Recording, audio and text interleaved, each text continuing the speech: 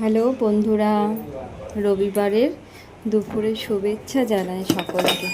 দেখো, আজকে তোমাদের সাথে লাঞ্চ মেনু শেয়ার করছি। রবিবারে হচ্ছে ভাত গরম গরম সবে নামালাম, আর এটা হচ্ছে দই পটল।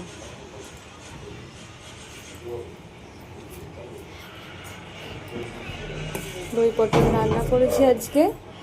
একটু হাতে টাইম নিয়ে রান্নাটা করতে হয়, সেই জন্য রবিবারেই করলাম। আর এটা হচ্ছে দেখো, ইলিশ মাছের তেল। আর এদিকে হচ্ছে তোমার সর্ষে ইলিশ।